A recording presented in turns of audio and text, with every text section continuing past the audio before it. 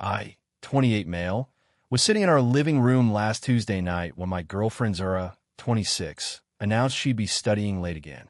Third time this week. Me, with Ramon again. So, not even looking up from her phone. Yes, with Ramon. We have a huge exam next week. Me. Every night, though. Can't you study here? She rolled her eyes so hard I'm surprised they didn't fall out. Zara, here we go again. Another jealous boyfriend speech. Me. I'm not jealous. It's just weird that you need to study at his apartment until 2 a.m. Zara, his place is quieter. Plus, he has all the textbooks. Me. We could buy the textbooks. Zara, sign dramatically God. Dominic, you're so insecure. Ramon and I are just study partners. Nothing more. Me. Then why can't I meet him? Zara, because you'll make it weird with your jealousy. Me. Asking to meet your study partner isn't jealousy. Zara, yes it is. You don't trust me. We'd been together 2 years, living together for 6 months. She was in her final year of law school, stressed about the bar exam. I got it. But this Ramon situation fell off. Me, you're right. Zara, what? Me, you're right. Last one. Zara, last what? Me, last jealous boyfriend speech. I'm done. She actually looked at me for the first time. Zara, good. Finally. Can I go now? Me, sure. She grabbed her backpack, kissed my cheek, barely, and left. I watched her drive away in the car I'd helped her buy when hers died last year. Then I made the call. My buddy Felix worked IT at Zara's law school. Super helpful guy. Owe me a favor from when I helped him move. Me. Hey Felix, quick question. You know Ramon Gutierrez in the law program? Felix. Ramon? Which one? Me. Studies with Zara. They have classes together. Felix, dude. Zara's in Section B. There's no Ramon in Section B. Me. You sure? Felix, positive. I just updated the roster system last week. Only Ramon in the entire law school is in Section D. Different classes, different schedule. Me. Interesting. Thanks, man. Felix. Everything okay? Me about to be. Hung up. Sat there thinking. No Ramon in her section. So who was she studying with until 2 a.m.? Pulled out my laptop. Logged into our phone bill. I paid it, of course. Checked her call logs. One number appeared constantly. Late-night texts, hours-long calls. Did a reverse lookup. Ramon Gutierrez. But not a law student. LinkedIn showed he was a marketing manager at a tech startup. Graduated 3 years ago. So not a study partner. Just a Ramon. I didn't confront her. Didn't blow up her phone. Just started planning. Wednesday morning, Zara acted normal. Complained about being tired from studying so hard. I sympathized. Made her coffee. Wished her luck on her big exam. That evening, Zara, heading to Ramon's. Don't wait up. Me. Have fun studying. She paused, maybe noticing my tone, then shrugged and left. I got to work. First, the apartment. Lease was in my name only. She'd moved in without being added because it was easier. Started photographing everything I owned. TV, furniture, kitchen stuff. All purchased before she moved in or with my money after. Then, her school situation. She'd been struggling financially since starting law school. Guess who'd been covering her expenses? Rent, utilities, groceries, her gym membership, even her school supplies. I've been keeping a spreadsheet, accountant habit. Total over 6 months, $14,000. Thursday, she didn't come home at all. Texted at 3 a.m. Fell asleep studying. Crashing at Marcy's. Love you. Marcy was her best friend. I texted Marcy. Me. Hey, is Zara okay? She said she crashed at your place. Marcy, what? I haven't seen Zara all week. Is everything okay? Me. Everything's perfect. Thanks. Screenshot that conversation. Friday morning, Zara came home to shower and change. Zara, sorry about last night. Study group ran super late. Me. No worries. How's the exam prep going? Zara. Stressful. Ramon thinks I need extra help this weekend. Me all weekend. Zara, don't start. Me, I'm not. Actually, I'm going out of town. Fishing trip with the guys. Her face lit up. Zara, oh, that's perfect. I can really focus on studying. Me, exactly what I thought. She was practically glowing. A whole weekend with Ramon, the study partner. I did go on a trip to look at apartments. Found a nice one-bedroom closer to work. Put down a deposit. Move-in available immediately. Saturday, while she was studying, I packed. Not frantically, methodically. All my clothes, electronics, personal items. Hired movers for the furniture that was mine. Left her stuff. Her clothes, her law books, her yoga mat. Everything she'd actually paid for. Wasn't much.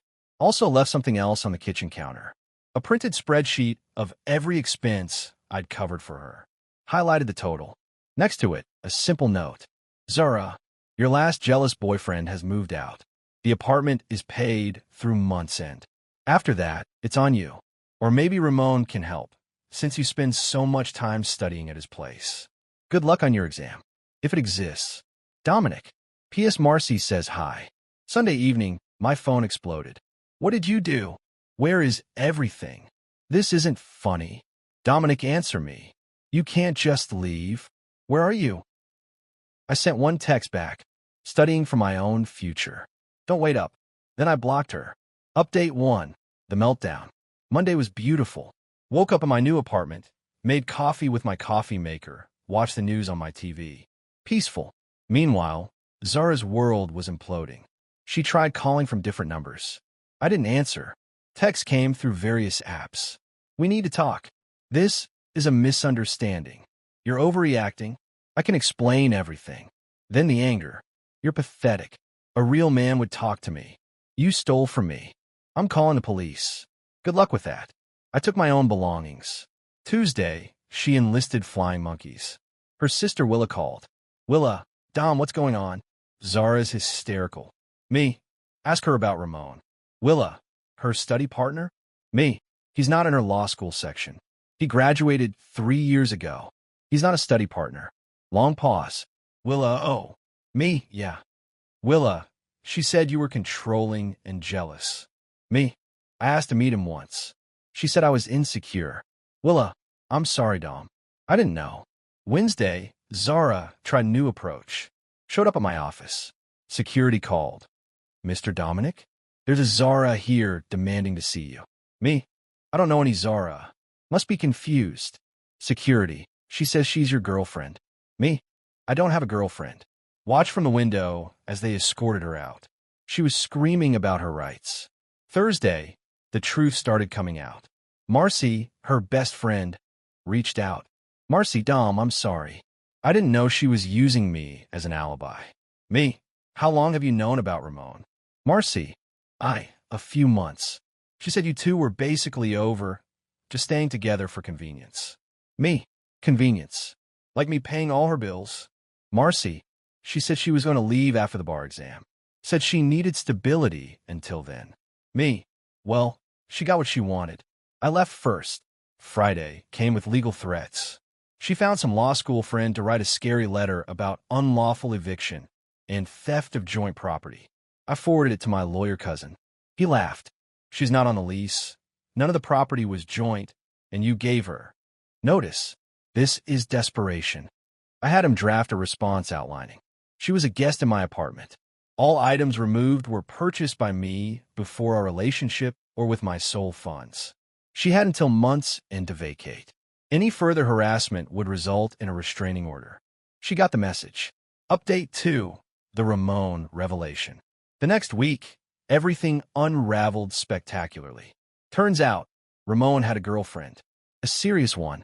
Stephanie, a nurse who worked night shifts. That's why Zara could only study late at night when Stephanie was at work. How did this come out? Zara got desperate and showed up at Ramon's apartment on a Tuesday afternoon. When Stephanie answered the door. I know this because Stephanie found me on social media and sent me everything.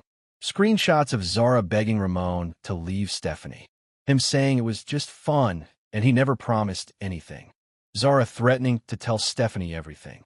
Plot twist. Stephanie already knew. Had known for weeks. Was planning her own exit strategy. Stephanie, thanks for the heads up about her being single now. I've been waiting for the right time to blow this up. You did me a favor. She sent me security footage from their apartment building. Zara coming and going at all hours. Sometimes carrying overnight bags. Never any textbooks. The best part? Stephanie was friends with several people in Zara's law school. She made sure everyone knew about the study partner situation. Zara's reputation at school tanked overnight. The future lawyer who lied about everything. Even her study group kicked her out.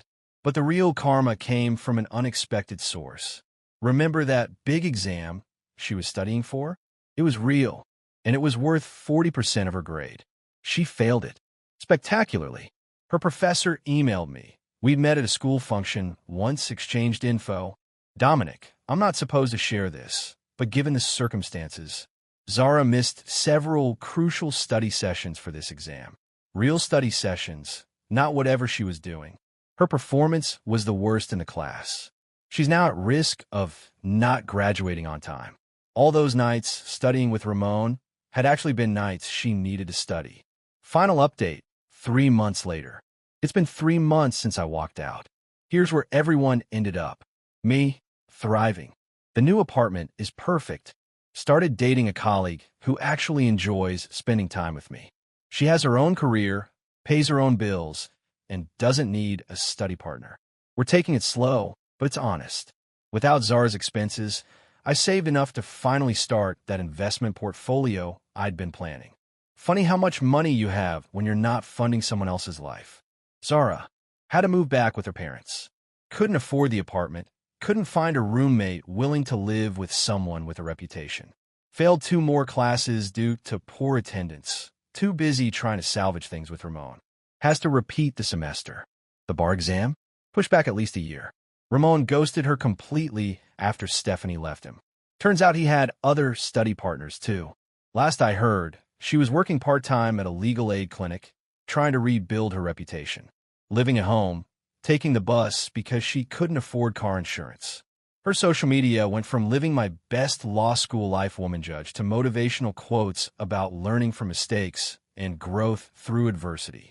The entitlement never fully went away, though. A mutual friend showed me her recent post about men who can't handle successful women. The comments were brutal.